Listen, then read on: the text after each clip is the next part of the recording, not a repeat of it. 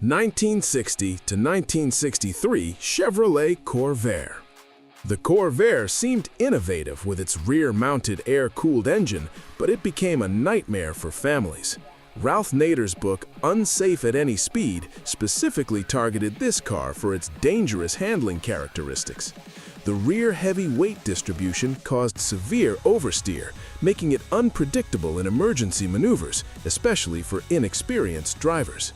The engine produced between 80 and 110 horsepower depending on configuration, but power wasn't the issue. The swing axle rear suspension would tuck under during hard cornering, causing sudden loss of control. Oil leaks from the pancake engine were common, and the heater system could leak carbon monoxide into the cabin. Families bought these expecting economy and practicality, but got a vehicle that required constant attention and presented real safety concerns. 1960 to 1964 Plymouth Valiant. The Valiant looked futuristic but suffered from Chrysler's notorious quality problems of the early 60s. The 170 cubic inch slant 6 engine was actually reliable, producing 101 horsepower, but everything around it fell apart. Body panels rusted through within 2 years in many climates, especially around wheel wells and door bottoms. The push-button torque-flight transmission was innovative, but problematic in early versions, with selector mechanisms jamming or failing. Electrical systems were nightmares, with alternators, voltage regulators, and wiring harnesses failing regularly. Interior materials were cheap and deteriorated quickly. The asymmetrical styling with fake spare tire bulge on the trunk lid looked dated almost immediately. Families bought Valiants expecting Chrysler quality, but got vehicles that spent more time in repair shops than on family trips. 1961 to 1963 Pontiac Tempest. Pontiac tried something different with the Tempest, using a rear transaxle and flexible driveshaft, but innovation turned into frustration.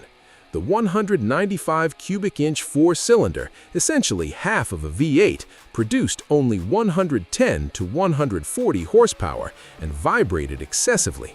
This rope drive driveshaft system was prone to failure and expensive to repair.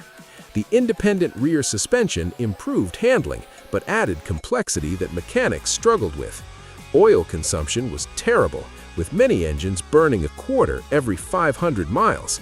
The automatic transmission, mounted at the rear axle, generated excessive heat and failed frequently. Families discovered that parts were unique to this model, making repairs costly. What should have been an economical family car became a money pit that left owners stranded regularly. 1960 to 1962 Mercury Comet. The Comet was Mercury's attempt at a compact family car, but it delivered compact quality too. Based on the original Falcon platform, it stretched the car's weaknesses while adding its own problems. The 144 cubic inch six-cylinder produced only 85 horsepower, barely adequate for a car carrying a family and luggage. Suspension components wore out prematurely, causing wandering steering and poor handling. The 3-speed manual transmission had weak synchros that ground gears constantly, while the optional automatic slipped and failed frequently. Brake systems were inadequate for the car's weight, with drums that faded dangerously on long downhill grades. Rust attacked floor panels, particularly under rear seats where water collected. The Comet promised Ford reliability with Mercury style, but delivered neither to disappointed families. 1961 to 1963 Oldsmobile F-85. The F-85 introduced Oldsmobile's aluminum 215 cubic inch V8, which sounds advanced until you owned one. This engine produced 155 to 185 horsepower, but consumed oil at alarming rates and developed cracks in the block.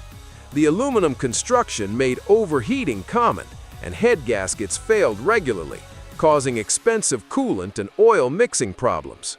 The roto-hydraulic automatic transmission was a disaster, with poor reliability and expensive rebuilds needed frequently. Body quality was subpar, with panel gaps, water leaks, and premature rust common complaints. The optional Jetaway transmission wasn't much better than the standard. Families attracted by Oldsmobile's premium reputation discovered they'd bought a poorly executed economy car that combined expensive repairs with constant breakdowns and frustration. 1960-1961 Dodge Dart Seneca. The Dart Seneca was Dodge's entry-level full-size offering and represented the worst of early 60s quality control. This base model featured awkward styling with reverse slant fins and odd proportions that looked dated immediately.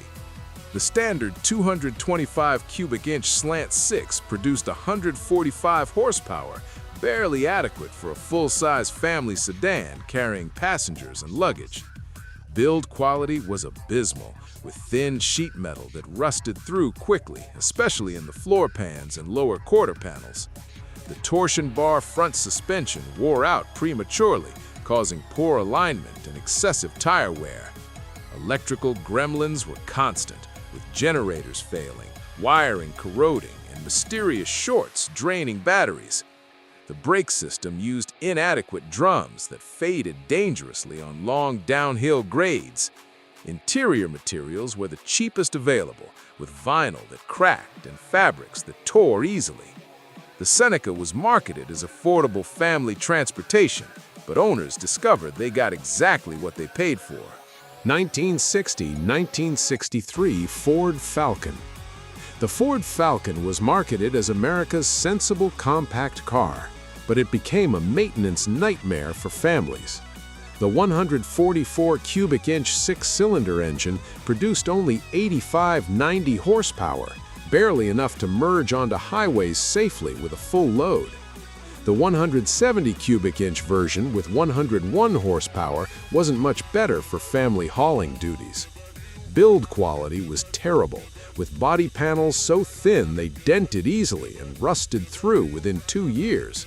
The suspension was inadequate, with weak springs that sagged quickly and shock absorbers that wore out prematurely. The two-speed automatic transmission, called Ford-O-Matic, slipped constantly and failed regularly. Brake drums were undersized and faded dangerously when loaded. Electrical problems plagued these cars, from failing generators to corroded wiring. Interior materials were cheap and fell apart quickly. Families attracted by the Falcon's low price learned that cutting corners resulted in constant repairs, poor performance, and dangerous reliability issues. Number 2. 1960-1964 Rambler American. The Rambler American was marketed as the sensible choice for budget-conscious families, but it delivered misery instead of value. The 195.6 cubic inch flathead six-cylinder engine produced only 90 to 125 horsepower, struggling to move the car with a full load of passengers. This outdated engine design was inefficient and underpowered compared to modern overhead valve engines. Build quality was substandard, with thin sheet metal that rusted rapidly and body panels that rattled constantly. The interior was Spartan even by 1960s economy car standards, with hard plastic surfaces and minimal sound insulation. The braking system was marginal, with small drums that overheated easily and provided inadequate stopping power. Electrical problems were constant, and the heating system barely worked in cold weather. Families who chose the American for its low price discovered why it was cheap, facing constant repairs and poor performance. Number 1. 1961 to 1963 Renault Dauphine. The absolute worst family car of the 1960s was the French Renault Dauphine, sold through American dealers as an economy option. The tiny 845cc four-cylinder engine produced a pathetic 32 horsepower, making highway driving genuinely dangerous. Acceleration was so poor that merging into traffic required perfect timing and prayers. The rear engine design caused terrible handling in wet conditions, with the light front end losing traction easily. Build quality was atrocious by American standards, with rust appearing within months of purchase. The 4-speed manual transmission was fragile, and parts availability in America was a nightmare. Electrical systems failed constantly, leaving families stranded. The heater was inadequate for American winters, and the car's small size meant no room for family luggage. American families who bought these cheap imports learned expensive lessons about false economy and foreign car reliability in the 1960s.